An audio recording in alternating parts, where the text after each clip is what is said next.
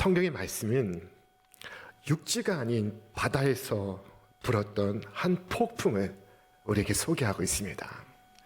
갈릴리 바다에 큰 풍랑이 일고 있습니다. 당시 영상 기술이 없던 시대에 빛의 마술사라고 불리우던 렘브란트는 당시를 상상하며 이처럼 표현했습니다.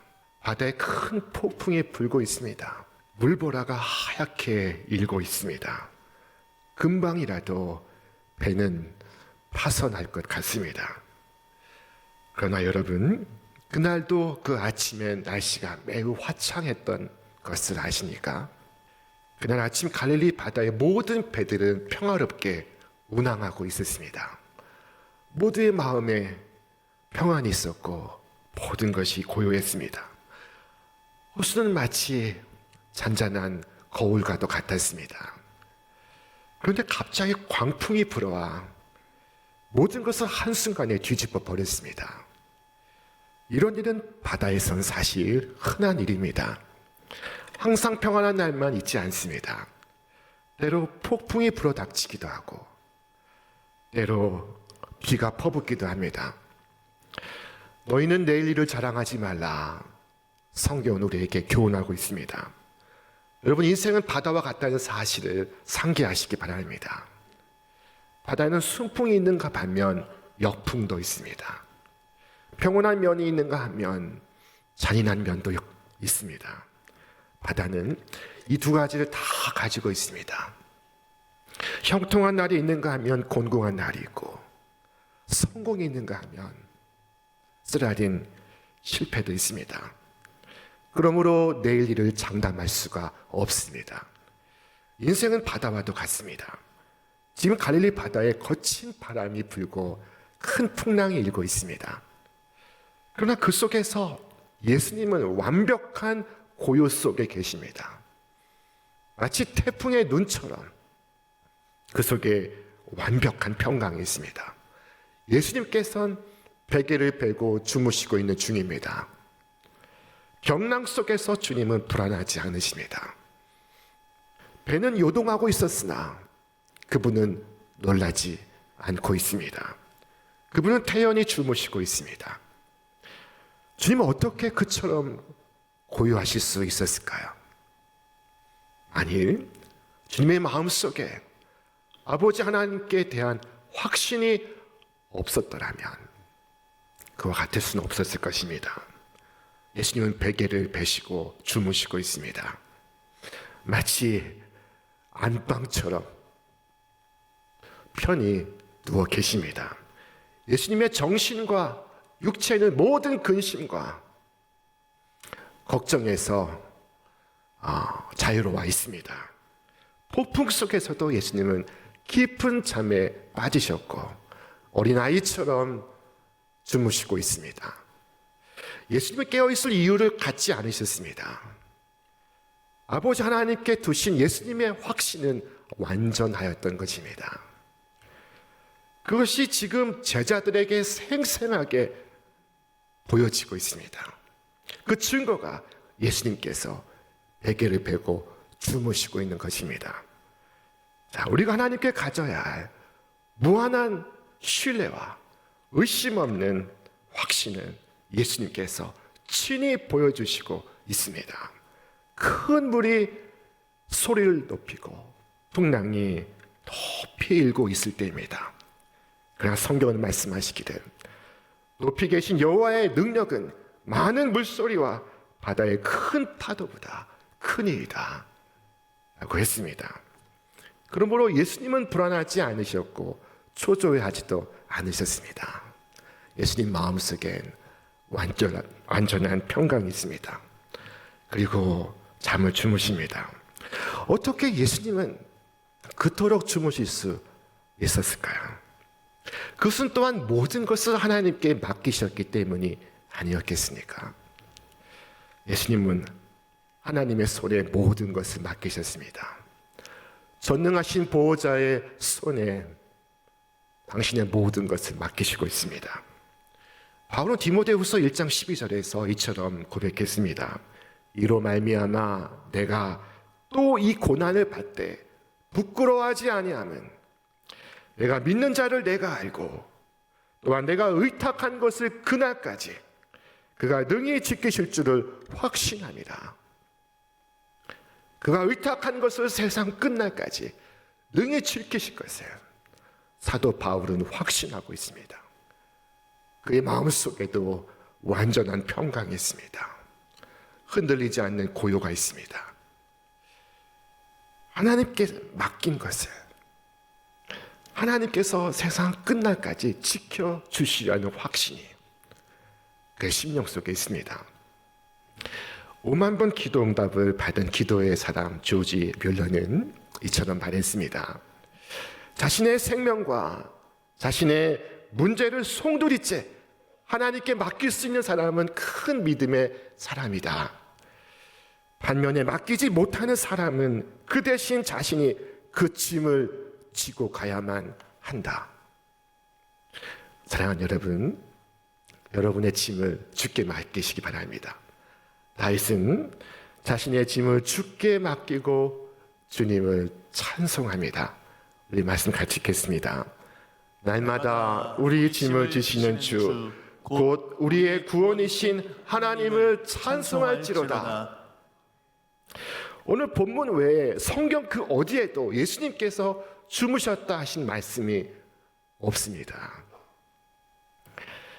광풍이 휘몰아쳐 배가 이리저리 요동하고 있는데도 지금 예수님께서 주무시고 있는 것은 그것은 우리의 교훈을 위함인 것입니다. 예수님은 이와 같은 내용을 분명히 전하시고 있습니다. 너는 고난할 때에도 이처럼 평화를 누리고 모든 것을 너를 돌보시는 전능하신 하나님의 손에 맡길지어다. 어떤 분은 말합니다. 목사님, 나 자신에 대한 근심이라면 얼마든지 그리할 수 있습니다. 하지만 내 어린 자식을 내가 걱정 안 할 수 있으니까. 그러시니까 예수님을 보십시오. 사랑하는 자를 하나님께 맡기시고 예수님은 근심하지 않으십니다. 배가 뒤집어지면 베드로가 어떻게 될까? 사랑하는 제자 요한은 어떻게 될까? 염려하고 계신 것이 아닙니다.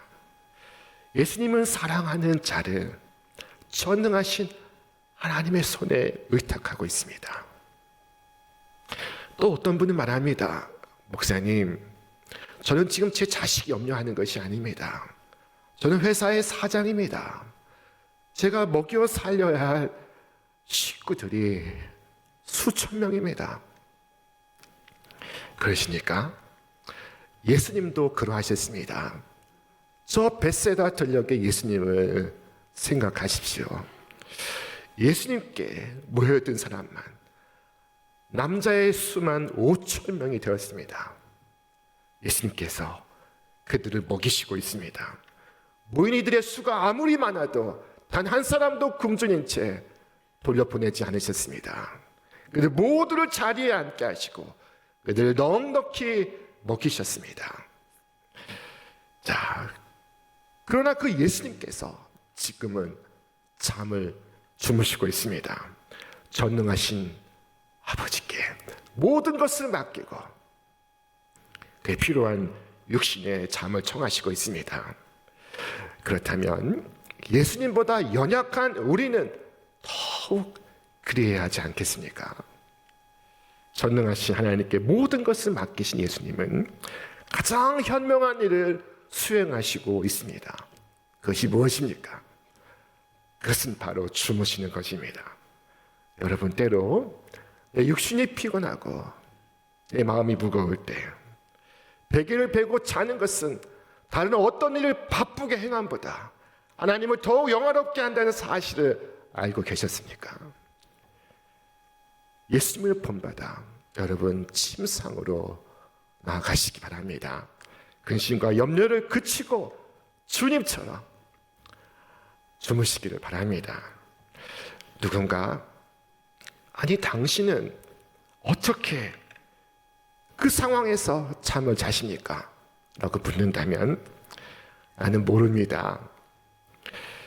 그러나 내가 몰라도 괜찮습니다. 나는 이 문제를 주님께 맡겼고 나는 더 이상 이 문제에 대하여 걱정하지 않을 것입니다. 라고 말하시기를 바랍니다. 하나님의 돌보심에 맡기어 여러분이 손해를 보실 일이 없습니다. 주께서 친히 말씀하지 않으셨습니까? 네가 믿으면 하나님의 영광을 보리라. 하나님의 손에 맡기신 예수님은 베개를 베고 주무시고 있습니다. 밖에는 태풍이 불어도 예수님의 심령은 잔잔합니다. 그의 심령에 고요가 있습니다. 반면 제자들의 면면을 보십시오. 그들은 지금 죽을 지경입니다. 두려움과 공포에 찔려 있습니다. 근심과 염려로 숨이 헉헉 막히고 있습니다. 사랑하는 여러분, 여러분 언제 가장 두려움을 느끼십니까?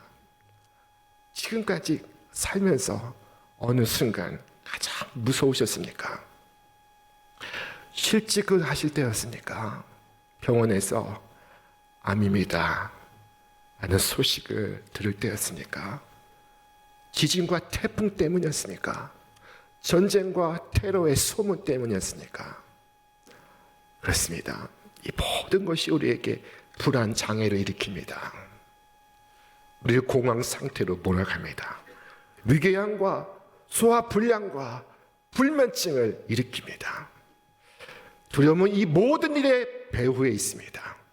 두려움은 우리의 혈압과 심박수를 깨트리고 우리의 안정을 무너뜨리고 우리 내면의 자신감을 앗아갑니다. 두려움의 영은 우리의 숙면을 방해하고 한낮에도 우리를 놀라게 합니다. 그러나 보십시오. 사실 이 제자들은 매우 안전하였습니다. 예수님께서 바다까지가 아니라 바다 저 건너편까지 함께 가자라고 하지 않으셨습니까? 예수님께서 이 1월과 2월 연초에만 함께 계시겠다고 하셨습니까? 그렇지 않습니다. 주께서 말씀하신 것은 이것입니다. 볼지어다 내가 세상 끝날까지 너희와 항상 함께 있으리라. 그러나 그들은 믿을 수가 없었던 것입니다. 그들은 거친 말로 주님을 흔들어 깨웠습니다. 주여, 우리를 죽게 내버려 두시나이까? 그들은 주님을, 당신의 제자들을 돌보지 않는 강팍한 분으로 참소하고 있습니다. 그들은 주님을 사랑이 없는 매정한 분으로 몰아가고 있습니다. 참으로 슬픈 일입니다. 하지만 이와 같은 유사한 죄를 우리는 반복해서 짓고 있습니다. 주님의 능력과 그 사랑을 우리는 의심합니다. 우리가 불안해하고 흥분하고 안정을 잃을 때 우리 지금 주님을 의심하고 있는 중입니다. 자, 그들은 주님을 신뢰했지만 동시에 주님을 의심하고 있었습니다. 여러분, 이 아침에 우리 구주의 십자가를 바라보시기 바랍니다. 주님의 십자가는 나를 절대 포기하지 않으신다는 하나님의 언약입니다. 자, 우리 말씀 같이 읽겠습니다. 내가 확신하노니 사망이나 생명이나 천사들이나 권세자들이나 현재일이나 장래일이나 능력이나 높음이나 깊음이나 다른 어떤 피조물이라도 우리를 우리 주 그리스도 예수 안에 있는 하나님의 사랑에서 끊을 수 없으리라. 죽음도 끊을 수 없고 천사도 끊을 수 없고 깊음도 끊을 수 없고 높음도 끊을 수 없고 다른 어떤 피조물이라도 우리를 그리스도 예수 안에 있는 하나님의 사랑에서 끊을 수 없습니다. 마침내 예수님께서 자리에서 일어나셨습니다. 그리고 바다를 향하여 꾸짖습니다. 자, 우리 함께 말씀 읽겠습니다. 예수께서 깨어 바람을 꾸짖으시며 바다더러 이르시되 잠잠하라 고요하라 하시니 바람이 그치고 아주 잔잔하여 지더라. 그리고 예수님께서는 배에 타 있는 그 두려워하는 그들을 바라보시고 말씀하십니다. 어찌하여 이렇게 무서워하느냐? 너희가 어찌 믿음이 없느냐? 믿음과 두려움은 정확히 반비례합니다. 믿음이 가득한 곳에 두려움이 없고 두려움이 가득한 곳에 믿음이 없습니다. 이런 말이 있습니다. 하나님을 진정으로 두려워하면 그 밖에 두려워할 것은 아무것도 없다. 하나님을 참으로 경외하는 사람은 두려워할 것이 없습니다. 주님은 풍랑에 대해서는 말씀하지 않으십니다. 문제는 그것이 아니니까요. 문제는 믿음입니다. 믿음이 없어 두렵습니다. 주께서 말씀하셨습니다. 어찌하여 이렇게 무서워하느냐? 너희가 어찌 믿음이 없느냐? 1736년 존 웨슬리는 영국을 떠나서 대서양을 건너고 있었습니다. 그는 아메리카 대륙을 선교하는 것이 목적이었습니다. 그런데 그는 그 바다 위에서 큰 풍랑을 만나게 되었습니다. 자, 그가 탄 배는 바다에서 큰 풍랑을 만나 파선일보 직전까지 갔습니다. 배 안의 모든 승객들이 생명의 위협을 느끼는 순간이었습니다. 극심한 공포에 사로잡혔습니다. 돛대는 부러졌고 부러진 돛대가 배를 치고 있었습니다. 배는 무서운 속도로 파도 속에 끌려가고 있었습니다. 그런데 그 무서운 풍랑 속에서도 그 배에는 놀라우리만치 평강을 보여주는 몇몇 사람들이 있었습니다.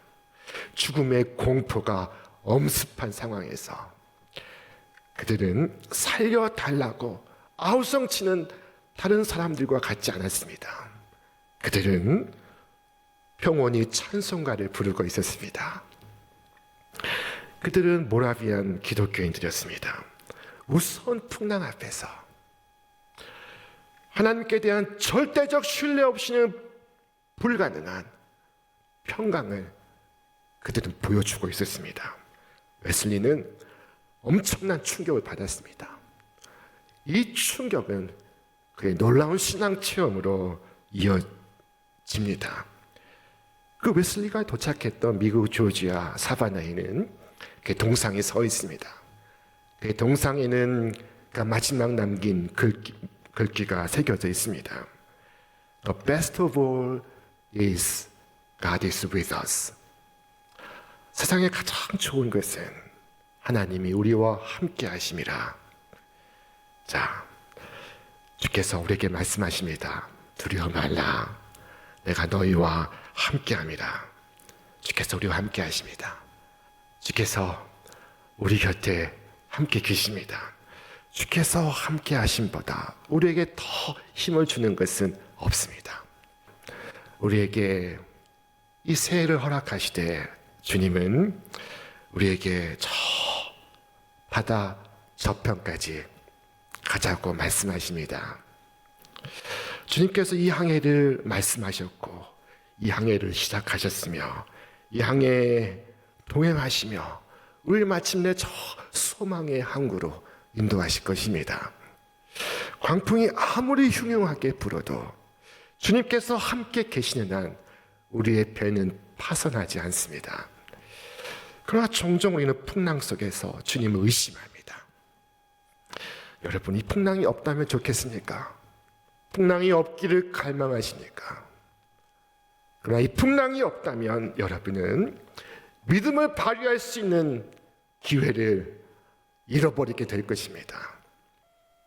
저는 지난 1월에 눈보라가 나무에게 왜 필요한지를 알지 못합니다. 주님은 1월이 아니라 저 열매를 결실하는 9월을 내다보시고 1월의 눈비를 허락하십니다. 여러분의 지금의 슬픔이 쓰면 쓸수록 나중에 여러분의 찬송은 더욱 아름다울 것입니다.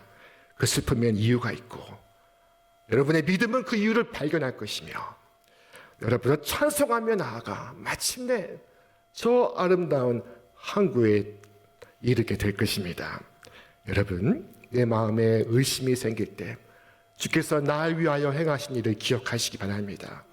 주님께서 여러분을 구원하시기 위하여 저 하늘에서 이 땅에 임하시었습니다. 그분은 여러분을 위하여 수모를 겪으시고 십자가를 담당하셨습니다. 그분이 흘리신 땀과 피는 여러분을 위한 것이 아니었습니까? 그럼에도 그분이 여러분에게 관심이 없다고 말할 수 있습니까? 그분의 죽으심은 나를 대신하여 죽으신 것이 아니었습니까? 그럼에도 주께서 나를 돌보지 않으신다고 말하시겠습니까? 자, 우리 주님의 말씀을 한 마음으로 봉독하겠습니다. 여인이 어찌 그 젖 먹는 자식을 믿겠으며 자기 태에서 난 아들을 긍휼히 여기지 않겠느냐? 그들은 혹시 잊을지라도 나는 너를 잊지 아니할 것이라. 사랑하는 여러분, 하나님께서 구주 예수의 흘린 그 피에 무관심하며 당신의 친아들의 죽음으로 확정하신 언약을 모른 채 하시겠습니까? 그럴 수는 없습니다. 절대로 그럴 수는 없는 것입니다. 하나님께서 눈동자같이 우리를 지키시며 우리와 함께 하시고 있습니다. 두려워하지 말라. 내가 너와 함께 함이라. 하나님께서 말씀하십니다. 주께서 우리를 버리지 않으십니다. 우리를 포기하지 않으십니다. 우리와 영원히 함께 하십니다. 그 주님만 붙드시기 바랍니다. 시련 속에서도 고백하시기 바랍니다. 오 주님, 저는 주께서 선하시다는 것을 압니다. 저는 언제나 주님을 신뢰할 것입니다. 내가 어둠 속을 걸어가며 빛을 볼 수 없을 때에도 나는 영원히 나의 하나님을 의지할 것입니다. 이스라엘 백성이 광야를 지나 가나안에 이르듯이 우리가 저 본향에 이르기 위하여 이 바다를 항해하고 있습니다. 자, 때로 우리의 배에 바람이 불어올 것입니다. 자, 그때 우리는 놀라운 기적을 행할 순 없어도 주께서 보여주신 것, 그 한 가지는 분명히 할 수 있습니다. 잘 할 수 있습니다. 그것은 무엇입니까? 그것은 베개를 베고 자는 것입니다. 여러분, 평안한 잠을 주무시길 바랍니다. 그리고 날마다 새 아침을 맞이하시기를 바랍니다. 올해도 이 세상에는 바람이 불어올 것입니다. 그러나 오직 주의 사랑을 믿고 주의 은혜에 여러분 자신을 맡기시기를 바랍니다. 주를 믿을 때 여러분은 구원을 받습니다. 주 예수를 믿으라. 그리하면 너와 네 집이 구원을 얻으리라. 말씀하지 않으셨습니까? 광풍이 여러분의 심령에 미칠 수 없을 것입니다. 여러분의 심령 속에 주님의 평강이 임할 것입니다. 주님의 평강이 바다를 잠재우고 배 위의 모든 사람들의 심령 속에 퍼져간 것처럼 여러분 속에 평강이 여러분의 자녀에게도 여러분의 친구들에게도 번져가고 퍼져가기를 바랍니다. 자, 그러나 지금 이 자리에 참을 수 없는 곤경에 처하신 분이 있습니까? 죄악이 마치 파도처럼 나를 집어삼키려 하고 있으니까, 절망이 나를 사로잡아 나를 끌고 가고 있으니까, 그렇다면 소리 높여서 주를 부르시길 바랍니다. 자, 배 위에 있던 이들이 주님을 부를 때 주님께서 일어나신 후에는 마치 그 바다에 광풍이 없었던 것처럼 바람의 흔적은 찾을 수가 없었습니다. 곤란한 상황에 처하신 여러분, 시련과 유혹에 직면하신 여러분 소리 높여 주께 간구하시기 바랍니다. 여러분 힘들게 하던 것들이 다 어디에 갔는지 여러분은 놀라게 될 것입니다. 여러분 언제나 믿음을 고수하시고 주를 의뢰하시기를 바랍니다. 주께서 살아계시는 한 우리가 탄 배는 침몰하지 않습니다. 파손하지 않습니다. 풍랑 속에서도 주를 바라보시기 바랍니다. 그러면 하늘에 가득한 평강과 그 고요가 상으로 여러분에게 주어질 것입니다. 올 한 해 어떤 풍랑이 분다 할지라도 하나님의 선하심과 하나님의 자비하심을 믿으며 담대히 걸어가시기를 바랍니다. 그리하여 여러분의 삶의 이야기가 주님의 이야기가 되고 여러분의 역사가 주님의 역사가 되길 바랍니다. 새해 주께서 주시는 하늘의 놀라운 평강이 이제와 영원토록 새초부터 새말까지 여러분과 함께 하시기를 주님의 이름으로 축원합니다.